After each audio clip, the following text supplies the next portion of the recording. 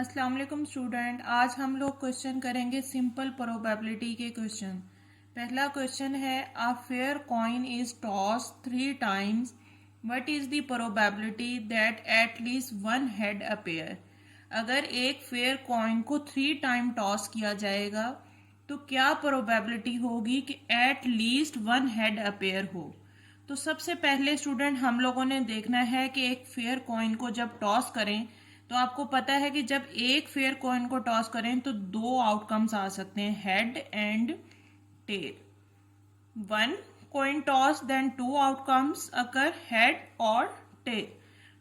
जब हम लोग 2 कॉइन्स को टॉस करेंगे तो हमारे पास टोटल आउटकम्स हो जाएंगे हेड। फर्स्ट को लेंगे हेड और इसी के साथ हेड हेड, फिर इसको लेंगे इसके साथ हेड एंड टेल, फिर सेकंड को पकड़ेंगे पहले के साथ टेल और इसको इसके साथ टेल हेड और फिर इसको इसी के साथ टेल टेल।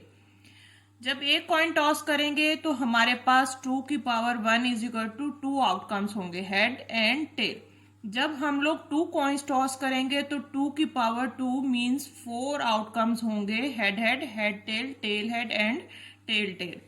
जब हम लोग 3 कॉइन्स टॉस करेंगे अब हमारे पास टोटल आउटकम्स बनने चाहिए 2 की पावर 3 जो कि 8 होंगे। अब ये चूंकि हम लोग बना चुके हैं 2 वाला और 1 वाला भी, 1 वाले में से पहले आउटकम को हम पकड़ेंगे, इन सब के साथ हम लोग कॉम्बिनेशन इसका बना देंगे। मीन्स हेड को पकड़ा फर्स्ट के साथ हेड हेड, हेड को लिया इसके साथ हेड हेड टेल, फिर हेड को लिया इसके साथ हेड टेल हेड और फिर हेड को लिया इसके साथ हेड टेल टेल। फिर आप सेकंड वाले को पकड़ लेंगे और इन सब के साथ टेल को फर्स्ट के साथ tail head head, tail head tail, tail tail head and tail tail and tail. कितने आउटकम्स हो गए? 8। 1 2 3 4 5 6 7 एंड 8। ये टोटल आउटकम्स हैं जब 3 कॉइन्स को टॉस किया जाए। तो ये कंप्लीट सैंपल स्पेस बन गया हमारे इस क्वेश्चन में, जो उन्होंने कहा था a fair coin is toss 3 times. 3 time toss किया तो हमारे पास टोटल आउटकम्स ये आ सकते हैं जो कि कंप्लीट सैंपल स्पेस है। अब हमारे पास क्वेश्चन है what is the probability that at least one head appear. अब हमने प्रोबेबिलिटी फाइंड आउट करनी है। सबसे पहले तो स्टूडेंट हमें प्रोबेबिलिटी का फार्मूला आना चाहिए जो कि होता है favourable outcomes divided by total outcomes.